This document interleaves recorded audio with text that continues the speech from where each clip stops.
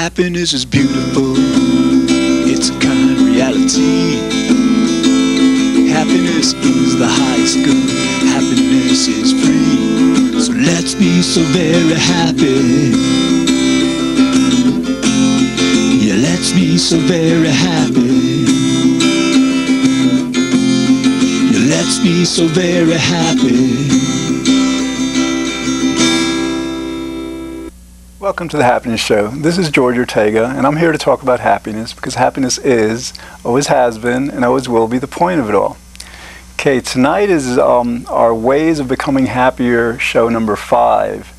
And basically, just to reiterate, I every like 3 shows I'll do a Ways of Becoming Happier show that isn't really about any particular theme, but I just go through various miscellaneous strategies and considerations that will help us become happier.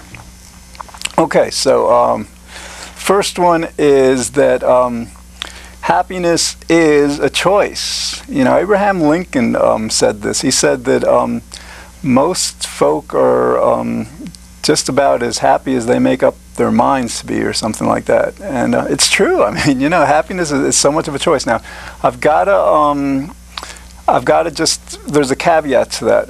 Like, actually, 50% of happiness is genetic. I mean, that's one of the interesting findings of happiness research. They studied all these twins, fraternal twins and identical twins and all, and they pretty much determined that, yeah, our level of happiness is 50% genetic. It's, you know, based on our parents' happiness and all that.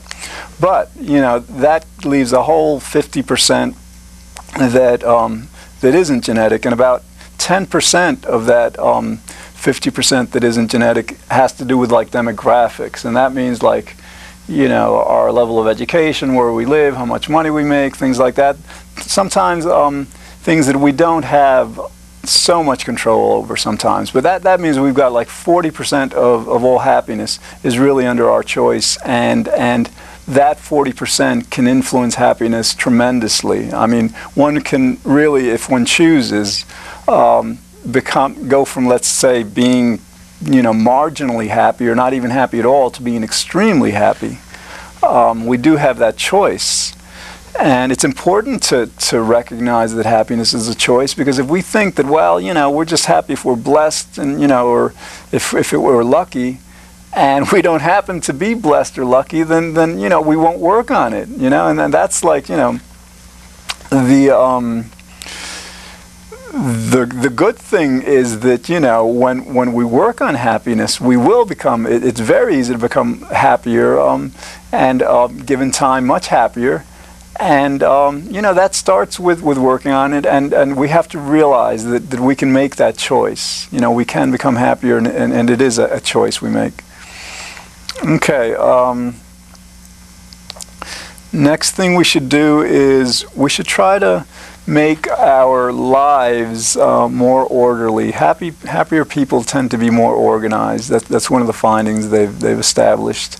And that means, like, you know, organizing our homes, you know, not having clutter if possible, organizing our social lives, you know, just making plans, thinking about things, you know, just organizing our lives, you know, not leaving everything to chance, or not just not letting our lives just take us where they would, you know, just really putting in the time and effort to just you know, get things straightened out, you know, get our apartments, our houses straightened out, get our, you know, our lives straightened out. I mean, yeah, there's, so yeah, if we make our lives and our environments more orderly, it's going to make us happier.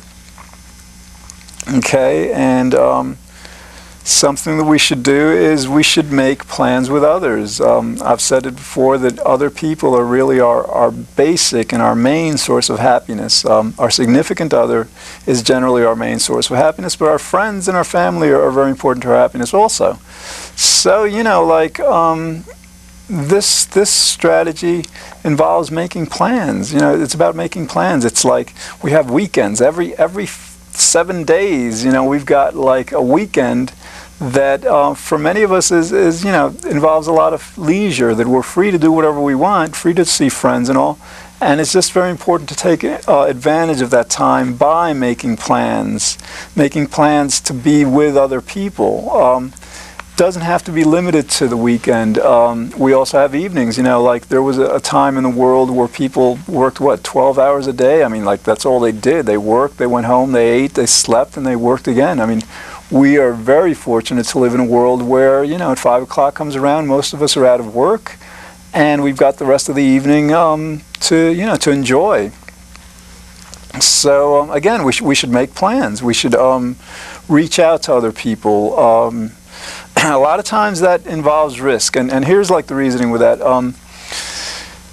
Our average level of happiness isn't all very high. It's like about 69%, and that's, it's happy, but it's not all that happy.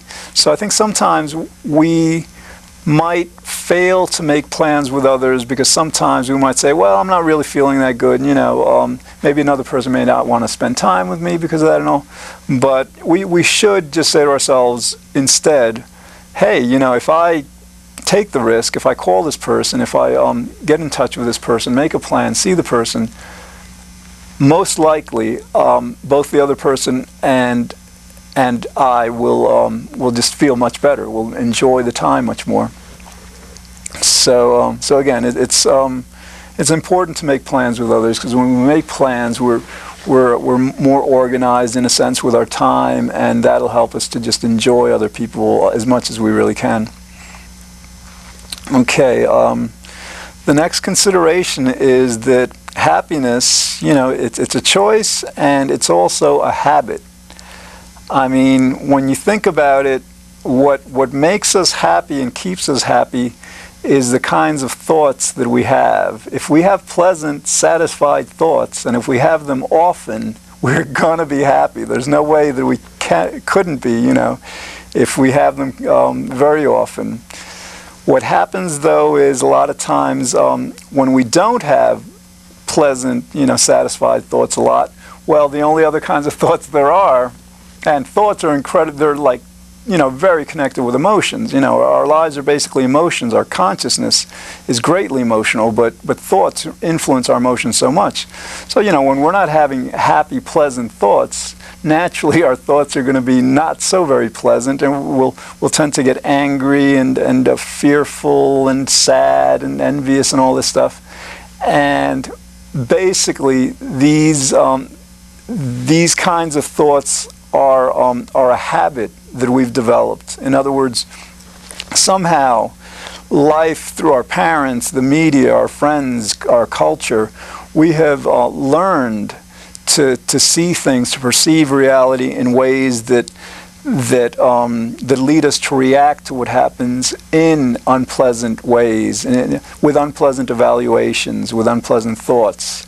And what happens is, these habits develop very early in life. We're kind of molded by the culture. We're molded by the media, by our parents and all, and it happens at an early age. So by the time we get to be adults, a lot of this, these unpleasant thoughts and emotions that we have are habitual. We've been thinking that way so long that they have become habits. So the point of this consideration is to realize that also happiness is a habit, and that anybody who's smoked or has drunk alcohol and has quit, can tell you that habits can be overcome.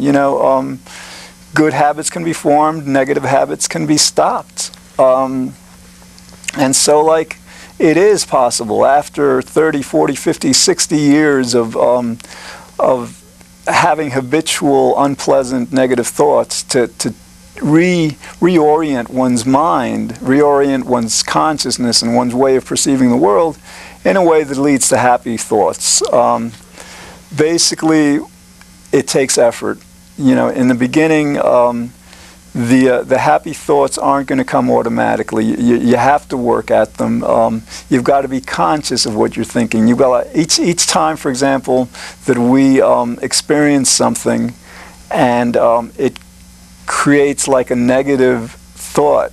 What we have to do is just catch ourselves. There's this technique in cognitive therapy called thought stopping, and basically, you know, when you're having a negative thought or emotion, you just say stop, and you know, you can get accustomed to doing that, and basically that's the strategy to that's part of the strategy to developing happiness as a habit. You know, we have these unpleasant thoughts, we become aware of them, we become aware to a great extent that they're not necessary or useful, and then we substitute pleasant thoughts.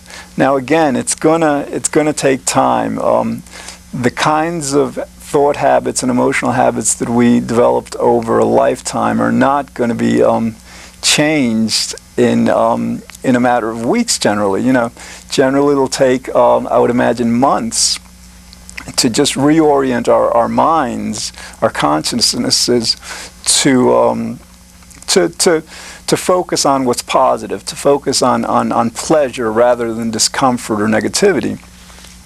But you know, if we're willing to devote the several months that it'll take of conscious effort to do this, then we will find that eventually, after a certain amount of time, these positive thoughts will become habitual. They'll become automatic. I mean, things will happen that used to affect us in negative, unpleasant ways. We will have found ways of viewing them that are actually pleasant. That you know, sometimes sense of humor helps with this. But the key is that that after time, happiness and the thoughts that create happiness do become habit, and that's good, you know. Okay, let's see. Before we go on, I want to do this song I wrote, and okay, it's called "Gentle Awakenings."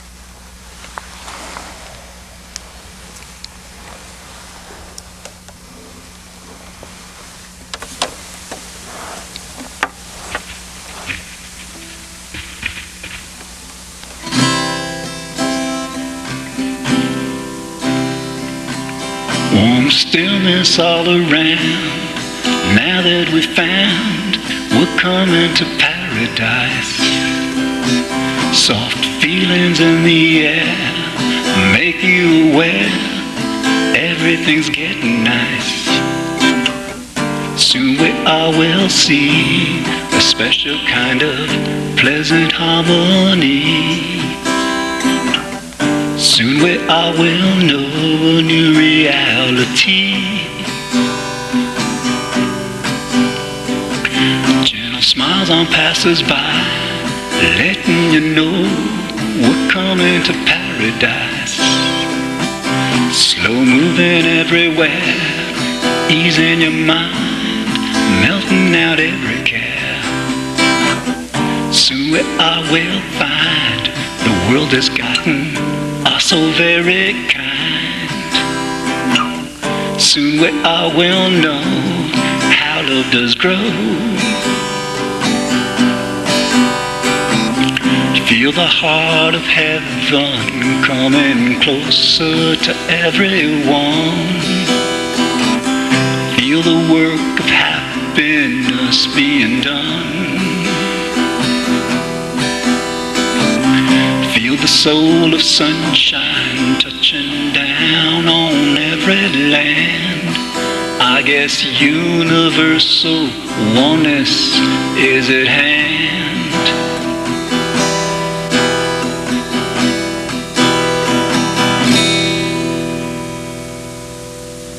Okay. I gotta keep reminding people that you know, some of the songs that I write aren't meant to be prophetic or anything. They're meant to be art. You know, it's like, I don't know. It'd be nice if like, you know, things were coming to paradise very soon. But you know, yeah, it'd be nice. But you know, who knows? All right. Let's see. So, okay. The next thing we should be working on. That we can work on to become happier is that, you know, we should learn what makes us happy, and when we do that, we should do more of it. One of the findings in happiness research is that the happiest people do what makes them happy much more than less happy people. You know, and that means it doesn't matter what it is. I mean, you know, if you want to collect insects, if that's your passion, you know, then do it. I mean, you know, becoming happier by doing what makes you happy, you know, sounds very natural, but a lot of times we just we don't devote as much attention to first discovering what truly makes us happy, and then to devoting a significant portion of our time to you know, to actually doing it more. I mean, whether it's being with friends, even working. I mean, like, you know, I think sometimes in terms of like health, it may not be the wisest thing to work too much, because you know, the body does need rest and the mind needs rest also. But whatever it is, I mean, if it's not like harming yourself or other people, and you really enjoy doing it, then you know, you really should be doing it as much as possible, and that's a very good, simple way to become much happier. Okay, here's an idea. You know, there are support groups throughout the United States. The 12-step groups like Alcoholics Anonymous and Emotions Anonymous, and you know, different kinds of groups. They're about, you know, people form these groups and attend them to have a more solid support system, to kind of like benefit from other people going through the same experience. For example, people that get divorced go to sometimes divorce groups, or people that have lost a loved one will go to bereavement groups. And you know, these groups are amazingly helpful. Some of them are run by hospitals and other institutions, whereas others are run by the members themselves. They'll meet at a church, or you know, some kind of a place that allows them to meet.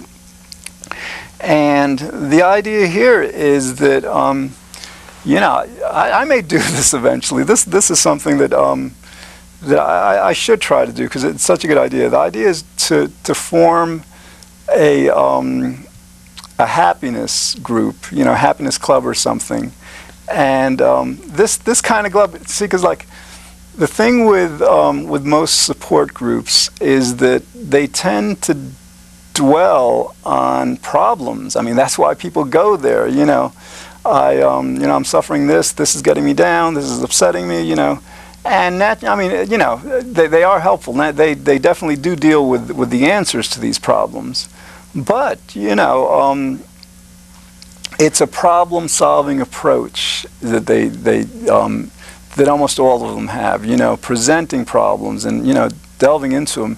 And like a happiness support group might actually work whereby the exact opposite is done. Rather than people getting together weekly, whatever, to talk about their problems in order to become happier, presumably. The idea here would be for people to come together regularly, to not talk about their problems, to focus on happiness, to focus on what's going well in their lives. You know, and in addition, it could be like there are many ways of becoming happier. That the studies have indicated. For example, the major studies on happiness increase have found that a person can become happier through group discussions, through self-statements, through setting goals, through lectures being given by someone, and just basically studying the principles or fundamentals of happiness. There are many different ways that approaches to becoming happier, and a group, a happiness self-help group, could really explore these kinds of methods and techniques. And again, the novelty, and I think the beauty of a group like this would be that it wouldn't deal with the negativity. I mean, you know, if people want to talk about their problems, there are Emotions Anonymous groups all over the country. There are, like, you know, support groups that deal with that kind of stuff all over the country. But, you know, they could get kind of like depressing. I mean, like, it's not, you know, a lot of those groups, I mean, you're not only listening to your problems like throughout the time, then you've got to like consider the problems of everyone else also. And, you know, it could get tough, I would imagine. So yeah, a group like this, a happiness group totally devoted to exploring happiness and trying to become happier from a positive perspective, you know, would I think be very interesting, and I think very enjoyable and probably very productive. There is a movement now in psychology called the positive psychology movement, and it actually began in 1998, where this guy Martin Seligman, who's like basically number 31 of the top psychologists of all time, basically he kind of like came to the conclusion, he understood very clearly that like most of psychology for over 100 years has dealt with negative emotions, negativity. For example, for every 17 published studies on sadness, there's only one published study on happiness. I mean, the skew toward negativity in psychological studies has been, you know, very, very great. And so this guy, you know, he said, well, you know, there's two ways to approach things. One way is to approach our unpleasant feelings and experiences directly by trying to figure them out and all.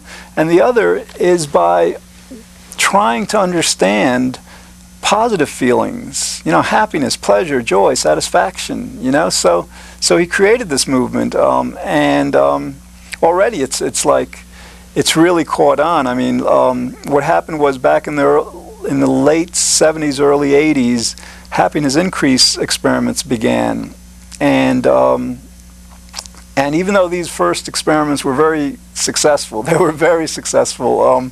Apparently, people were against the idea of increasing happiness because a number of psychologists came out with theories that increasing happiness couldn't be possible long term. That, you know, short term you could do it, but long term you couldn't. And I gotta just basically the evidence has never been there. And for example, one piece of evidence that demonstrates that their theory is just like groundless is like, for example, this is a great irony actually.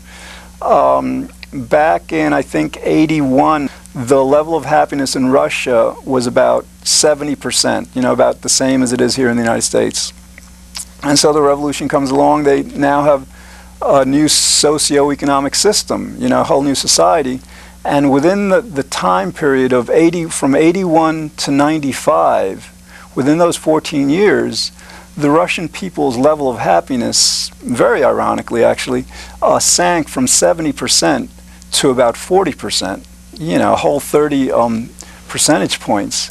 And so, I mean, that fact alone demonstrates that if a population based on demographics, which actually are only responsible for 10% of a person's happiness, can decrease their level of happiness, you know, 30%, you know, over 15 years, then it seems exceedingly clear that happiness can be, you know, increased for the long term. And so, anyway, so this positive psychology movement is growing, and it's leading to actually new experiments in happiness increase, and that's great.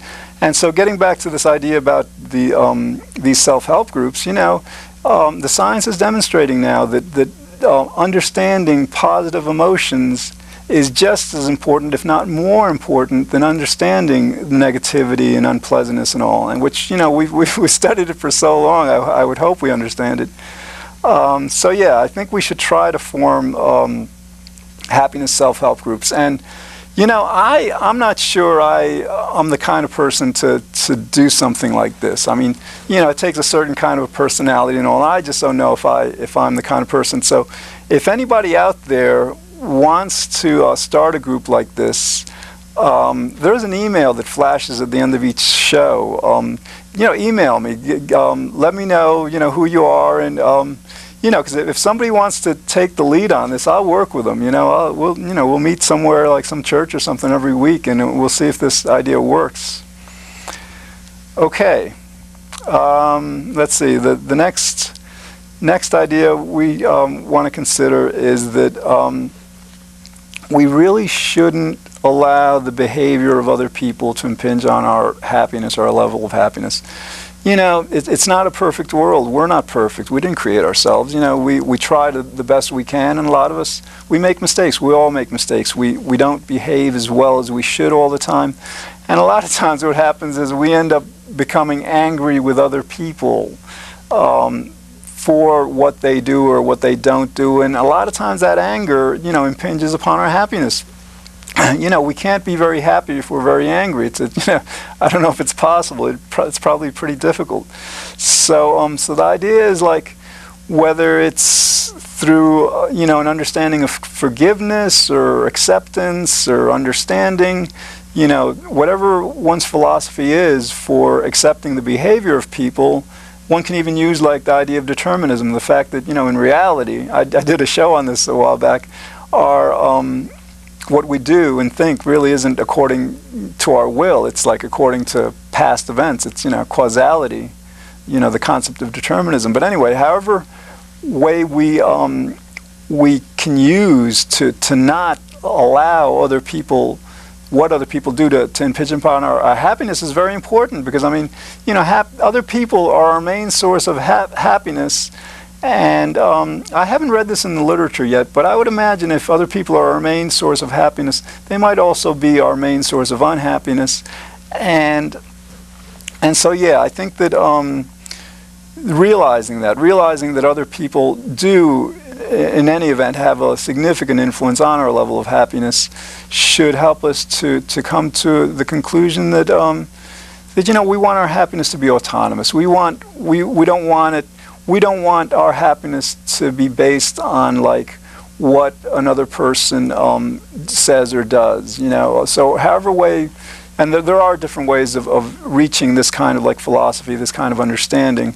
However way we do it, we really should try to, you know, to not let other people impinge upon our level.